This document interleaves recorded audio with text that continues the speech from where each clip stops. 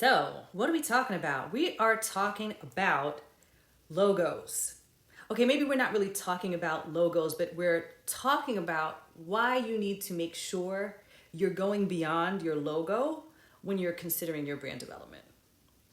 This is something that I tend to talk about pretty often. But I think today my aim is to help you to understand what the elements are of a comprehensive brand development. So what are the things that you should be considering when you're saying, I need to develop my brand? Of course, your visual identity is the first thing that comes to mind. And it is a very important element of representing your brand, making sure that your visual representation gives the feeling that you want your core audience to have when they're experiencing your brand. And it also helps you to remain consistent in your representation, in your visual representation of your brand. So visual identity, what is that? That is of course, your logo. It's your color palette, your typography, your fonts, your imagery. What kind of image representation do you want to see showing up on your website and your social media? And those elements are really important because they create harmony. They create a consistent visual image for you and for your brand. The other very important element of your brand development is making sure that you have clarified and committed to your brand's voice and messaging. What does that mean? It's how you communicate with your audience and your clients and your customers and your fan base. It's a tone, right? The voice reflects your brand's personality, right? Your brand's soul that I'm always talking about. Your messaging would be reflective of your values, right? Like, what are the things that you're talking about? It's the things that are the bridge between who you claim to be as a brand and what you know is of interest to your fans, your clients, your customers, your partners. Another thing that I wish people thought about more in its relevance for brand development is user experience. Your website, your app, your physical space, they should all provide a seamless and enjoyable experience. The experience that you aim to display as your brand's personality. Your UX is how you might see it written. Your user experience design plays a really pivotal role in shaping how your users perceive your brand. So you want to put thought into what that should be and what that should look like. Seriously, I can't tell you how many organizations I've checked out when I'm doing a Google search. I'll look at the social media and then always go to the website. You need to have a website. You absolutely have to have a website. And it better not be crap because people will make a decision based on what they do or don't see for your website, on your credibility, your polish, what they should expect from you. It is the cover of your book.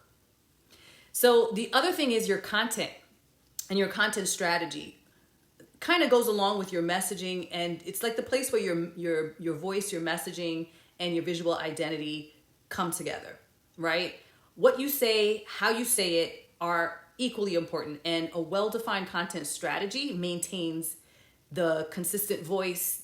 It delivers valuable content. It's saying the things that your audience cares about, and you want to make sure that you're doing that on a regular basis. So creating a content strategy and a schedule are a huge part of making sure you properly represent your brand. Packaging, presentation, not just if you're product based, right? But like, how are you literally presenting your brand? For products, packaging is tactile representation of your brand. It's an opportunity to convey your quality, your uniqueness, and the OGs at the game know that it's also part of a memorable unboxing experience, because that's a big part of the excitement. Opening that thing that's getting you to the excitement of what you've purchased, right? So for products, that's really a big deal. And if you're a service provider or an artist, creative, same thing applies with presentation. You may not be unboxed, but upon arrival of experiencing you, what does that look like, right?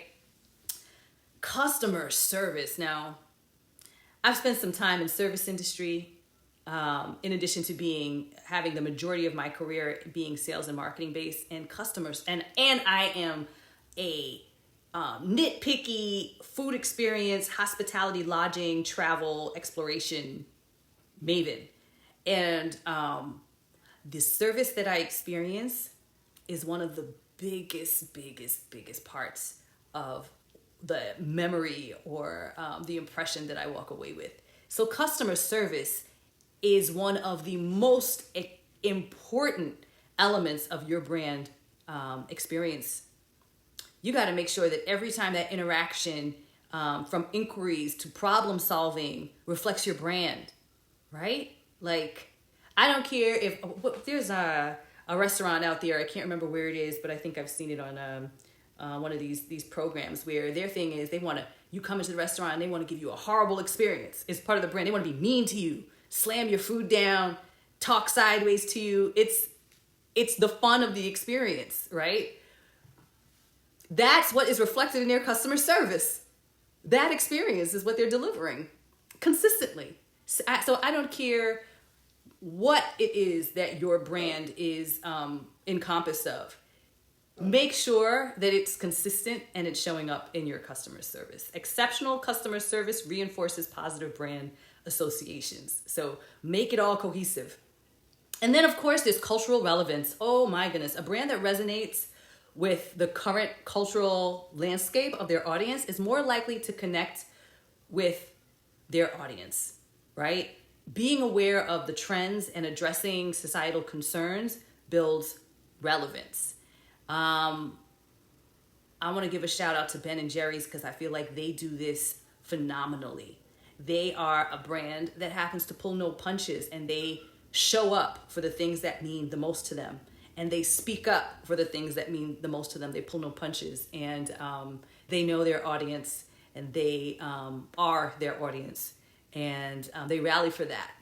And so they're always on the pulse because it's who they are. The founders, this has resonated throughout their brand. Even though they've been bought over by big business, it still shows up as a hometown brand with very, very clear understanding of their values, and it shows up everywhere. So this is what I'm talking about. Your brand goes beyond the logo, and when you craft a holistic brand identity, those are the things that you want to be thinking about. And so it's big, but it's one of the challenges that I love to take on for budding businesses. So wherever you are, if you're at the very beginning, you're coming out the gates and you're like, I want to do this right. Or if you're in transition and you're like, you know what, I'm ready to show up differently. I'm growing. I'm ready to be in the next stage. How do I do this? How do I put it all together so that I can just run the ship and not have to think about what it is I'm doing next? That is my specialty. So make sure you hit me up. I'm serious. Make sure you hit me up. Direct message me, go to thecollectivelmg.com and book that 20-minute discovery call so we can chat and understand where you're at and what you need. And if that's what you need, I'm here for you. All right? So make sure you go do that and go run tell. And I'll see you next time.